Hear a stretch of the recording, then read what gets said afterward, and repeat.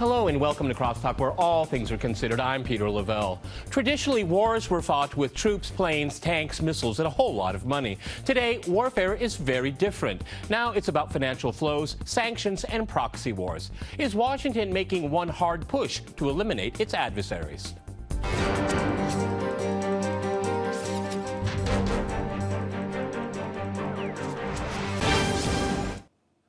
To CrossTalk, what I call the beginning of World War III, I'm joined by my guest, Rodney Shakespeare in London. He is a political and economic Democrat and co-founder of the Global Justice Movement. In Phoenix, Arizona, we have Patrick Henningsen. He is a journalist, writer, and founder of the news website 21stCenturyWire.com. And in New York, we cross to George Samueli. He is a fellow of the Global Policy Institute of London Metropolitan University and author of the new book, Bombs for Peace. All right, gentlemen, CrossTalk rules. In fact, that means you can jump in anytime you want, and I very much encourage it. George, if I go to you in New York, we have the declared war that's not really a war against ISIS. We have a protest movement that has a lot of Western money in Hong Kong, and we still have Ukraine hemorrhaging. Not a coincidence in my mind that these are all America's enemies. You know, you have Iran, you have Syria, you have China, and you have Russia. And it's all happening simultaneously. Coincidence? No, I don't think so. I think this really does go back to that memo written by Paul Wolfowitz back in 1991 when he was in the George H.W. Bush administration, that U.S. policy should be to prevent any rival power to emerge on any continent in the world.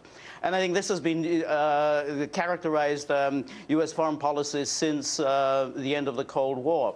I think that what has changed in the last few years has been the emergence of Russia, because I think Russia provides the focus for opposition to American global hegemony. And that is why Russia is the target of the U.S. foreign policy. I mean, that's why the crisis in Ukraine happens, and that's why I think the present crisis will get worse, because I don't think America is going to just allow Russia to get ever stronger and to build a coalition of powers opposing U.S. hegemony. And so I think that things could get a lot more dangerous. I don't think that the Ukraine crisis is anything close to being over. And I think that the American global expansion of NATO will continue, because the aim is to eliminate Russia, because without Russia, there isn't really any serious world opposition to American hegemony. Okay, well, Rodney, I think if that's the idea, and I do remember the memo, it's gravely mistaken. The country that I'm living in right now isn't going to go disappear or whatnot. But Rodney, it does seem to me that Washington is stirring up more and more trouble here. Now it's against the Chinese in Hong Kong, and the way Western media's turned them into little darlings and all of this. I believe in grassroots democracy, yes, obviously, but I don't believe in outside funding of hundreds of thousands of dollars to get people, to sway people to go in the direction that the outside power wants. The big elephant in the room, which is about to keel over and crush us all, is the overall global economy. If you compare it with just 2007 and 2008, debt is in fact more than then. The derivatives position at roughly 700 trillion, 10 times the global economy, has been going up. Rich-poor division has increased. The US dollar is a complete falsification. And real middle-class incomes in country after country have been going backwards. And it only needs a precipitating event, and that economy collapses. And when all fails economically, they go to war. And they go to war to blame somebody, let's blame Russia, or they go to war in order to control and regiment their own populations, and they go to war to eliminate people like the speakers on this program. And that situation is there, and it is going on, and that is what is underlying this increasing move to war, which you and a previous colleague have correctly identified. But what lies behind is the increasing certainty of collapse. And as for the precipitating events, it could be Ebola, it could be the Swiss referendum on repatriating their gold from the USA, where they'll find out that there isn't any of their gold left in Fort Knox. It's true. Any of these can be the precipitating event. All right, let's look at some of the other events here.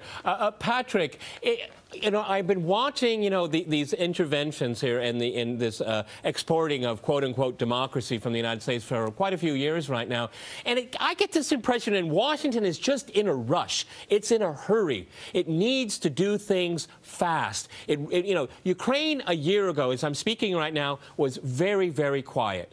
And then it went through a horrific political upheaval, a civil war, thousands of people killed. And there was nothing really wrong in the first place. And now we have, oh, my goodness, ISIS has joined the party. Oh, and now we have this movement in Hong Kong. And all of this money churning around, you know, making sure trouble is being made. And it's all coming from, well, the United States. Yeah, you know, it's quite an extraordinary world we live in the 21st century. You know, in the 20th century, we had emerging ideologies. We had capitalism, we had communism, we had fascism, all the various isms. And the 21st century, we're in an epoch which is essentially a post-ideological epoch. It's a post-rational era. And it's basically Western politicians are groping in the dark, basically, devoid of any kind of ideologies. But what is really pushing it is this kind of hyper-economic motive. And we have, obviously, the energy plays, which we have throughout the Middle East and globally as well, including the Ukraine and Russia. But that seems to be the corporate plays. The economic motives are the real drivers now. And it's being kind of window dressed with this kind of, you know, attempt to create some sort of ideological facade to justify whatever actions are taking place, or humanitarian interventions, or kinetic actions, or, you know, Twitter revolutions. So that's the world we live in. It's post-rational, Peter. It's post-ideological, and it's chaotic. And there's plenty of think tanks in Washington that are egging on their politicians to give it a try to manage this chaos. Yeah, give it a try. Where we're at right now. That's what it is. You know, let's just throw the dice and see what happens. That's what it was in Ukraine. That's what it's all been about in Syria. Maybe that's going to be the case in Hong Kong. George, if I can go to you, you were talking about, you know, no power being able to stand up to the United States. But one of the interesting things that's happened is that China and Russia have become much closer than I thought it would be. But because of the crisis in Ukraine, invented crisis, I need to stress, in Ukraine, Russia and China have come together. This infuriates Washington. And now you have Iran being able to call a lot of shots in the region with ISIS in Syria. This is infuriating Washington. That's why they need to push harder and harder and spend more and more money on defense. Yes, absolutely right. And really, the leader of this has been Russia. And I think that it started when Putin came to power.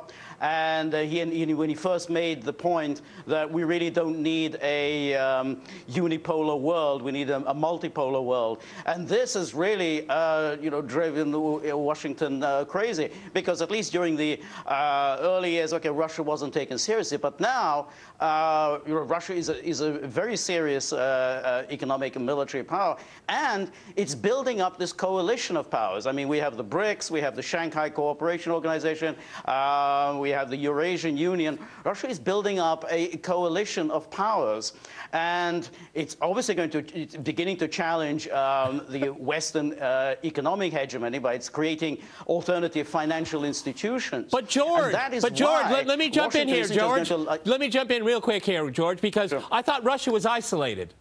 That's what I read in Western media. Yes, that's right. That's exactly right. The international community is all up in arms against Russia. That's absolutely right. Okay. International community being United States and Britain. Yes. Okay. Yeah. Or NATO. Or NATO. Just in NATO in general. That's the international community. Right. Go ahead, Rodney, jump in. Because that's the international community. This is the paradigm that we get in Western audiences are always told that. It's very interesting, the international community. Well, it's not just North America and its friends around the world. But this is something that people are constantly told in Western media. And I still want to stress this. It looks like this urgency that the West, particularly Washington, doesn't want to see China and Russia get together, and Iran get closer together. They're afraid of this. They need to act quickly. Go ahead, Rodney. Yes, indeed. The shift is happening economically, politically, and morally.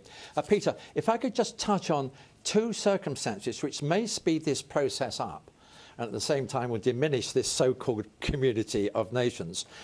One of them will be the revelation that Russia did not shoot down their aeroplane MH17, that it was shot down by two Ju-15 fighter planes coming from Kiev. And the other one is that increasingly there is recognition now is that the truth about 9/11.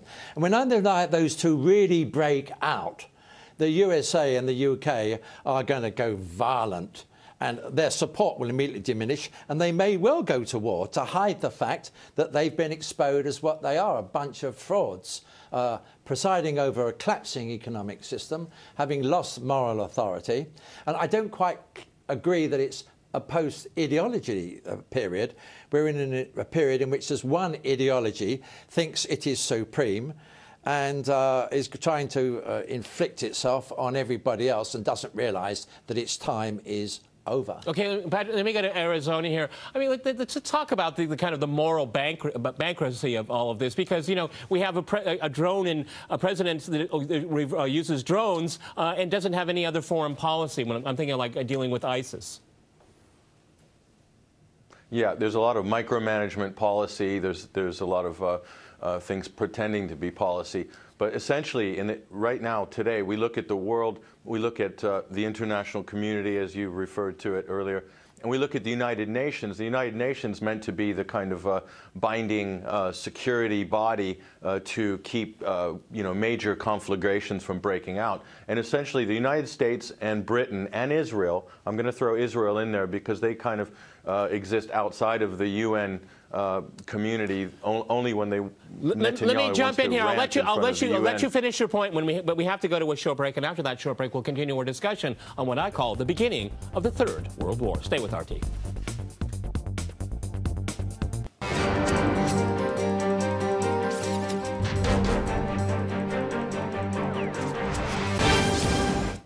Okay, I'd like to go back to Patrick, because Patrick, you were really mentioning some really interesting things here. Is because, you know, we look at we keep hearing from Samantha Power, the U.S. representative at the United Nations, saying it's dysfunctional, it doesn't work, and all that. Well, actually, it does work. The Security Council was to make sure one power wouldn't be dominant, and the Americans again blow a fuse because they don't get their way. And at the same time, you have an American president that just, you know, of constitutional law, and he just brushes law aside. I mean, here's a man that doesn't have any rules, any checks on him, a White House that does anything it wants with impunity. It talks about Russia violating the sovereignty of Ukraine. Well, what is the United States doing to Iraq, doing to Syria, doing to Yemen, going to Somalia? I could go on and on and on. The hypocrisy of it all. That's an age that we live in.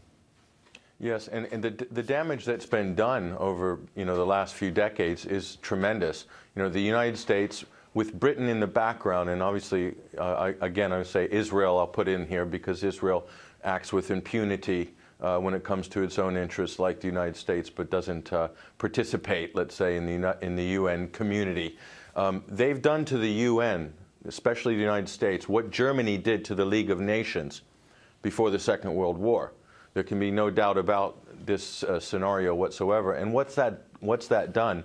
It's basically it's turned the UN into the League of Nations. Mm-hmm. You're right, the UN does work. The Security Council does achieve some balance to keep major wars from breaking out, but only if those countries participate and have a dialogue together, which is not happening. The U.S. National interests seem to be its corporate interests or its politicized interests. And, you know, here's the other big danger is if the death of the American idea And when America can project all the military power at once around the world, but as soon as it is unable to project the idea that America is an honest broker in the international world, then America loses its power. And that's then we have a very huge breakdown of the sort of current order, and chaos ensues, and then a new order would emerge from that, and that's where things get a little bit murky. You know, George, it's very interesting because the only diplomacy the West has now is just force. It's just gotten down to brute force. You know, it's all under the rubric, something must be done, okay, and let's bomb it because you can bomb extremism. I mean, what's happened? This is, we're degenerating into idiots when it comes to foreign policy and policy formulation in general. I'm serious here. I mean, we're being told black is white and white's black, and it just doesn't, and it certainly doesn't work. Yeah, absolutely, and it's no accident that this is happening, because of course that is the United States' big calling card. It is the overwhelming military power in the world, and NATO is just simply an offshoot of the United States, and that's what the United States has to offer, which is overwhelming military power. So how does it respond to any crisis? It uses military force, because of course if you use force and you bomb, you do create chaos, and you destroy states, you destroy lives. And then nothing is possible. No government is possible, no diplomacy is possible, no reconciliation, nothing is possible. And that's why the United States' first resort is always to force, because that's where it gets to call the shots. And that's why, whether it's in Syria or it's in Libya, and of course the same thing in Ukraine. I mean, it's right now sending arms to Ukraine, it's sending trainers to Ukraine, and I'm pretty sure that come next spring, Kiev will relaunch its offensive against Novorossiya, and again, America will be calling the shots, and Americans will be screaming that it's somebody else who's doing the intervening, somebody else is using the force, and it's America that's actually the upholder of international law. Rodney, it's just, George really heads it there, because, when I look at, Geneva is a place where a lot of people like to have negotiations. We had it with Ukraine, we had it with Syria, and it's always the West that breaks down and says, I don't have a partner to talk to. But indeed they do. But they don't want negotiations. They want to be able to call the shots and get the outcome that they want. They want it with their people that they're trained in Langley in the United States. They can be parachuted in. It's every single country they do this to. And because they want to be able to say they determined the outcome, which of course is extremely undemocratic.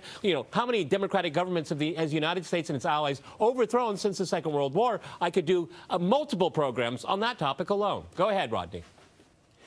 Peter, reference was made to Israel, and I would remind you that only, 2 or 3 days ago, that great thug Netanyahu of Israel was actually saying that there was something worse than ISIL in the world, yes. And that would be the relationship with Iran. In other words, saying that they're going to attack Iran. If ever there could be a cause for a third world war, it would be Israel attacking Iran.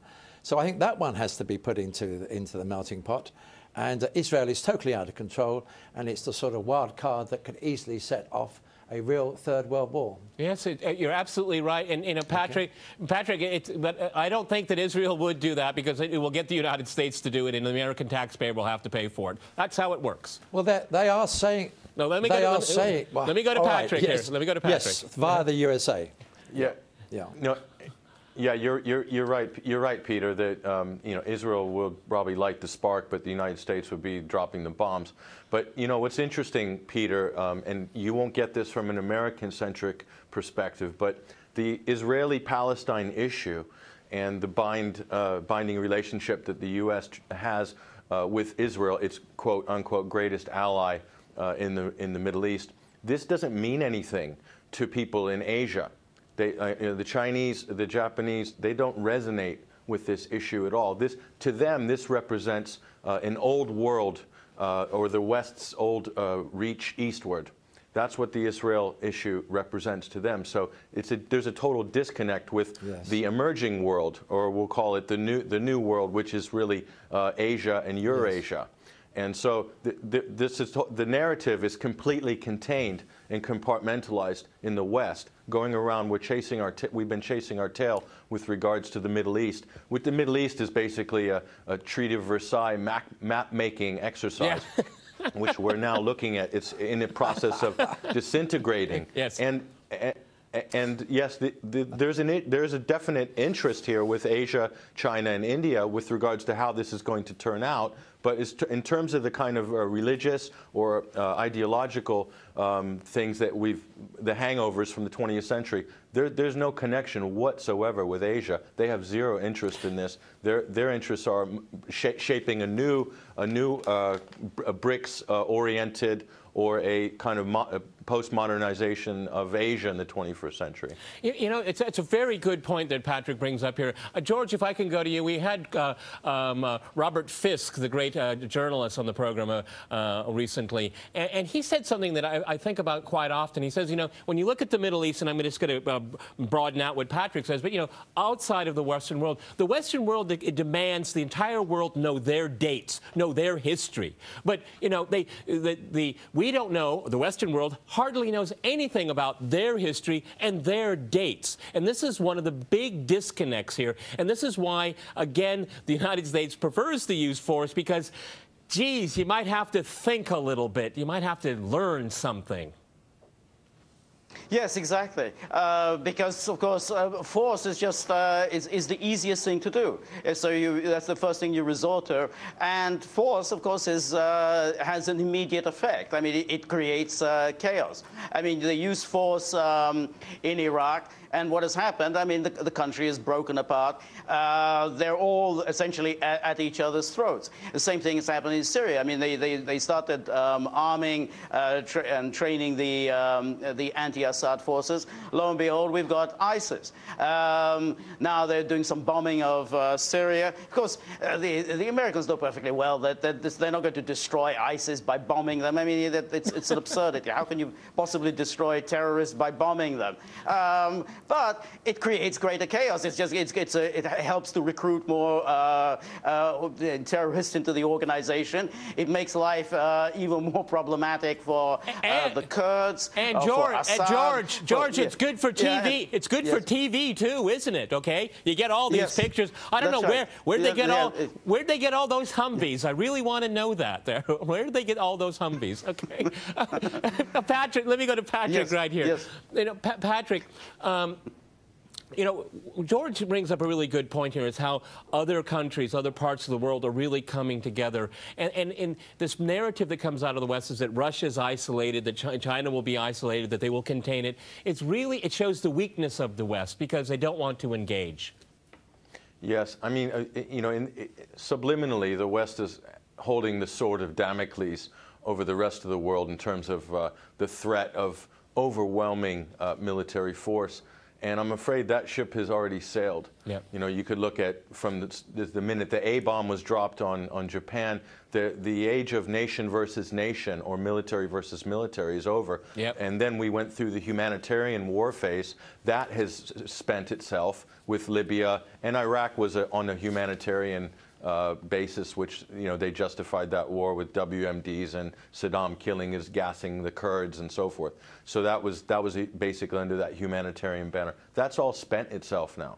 So the only thing left is proxies, is war by deception, and all these other sort of, you know, things that are going on in the minutiae. On that very depressing note, gentlemen, we've run out of time. Many thanks to my guests in London, Phoenix, and in New York. And thanks to our viewers for watching us here at RT. See you next time. And remember, CrossTalk rules.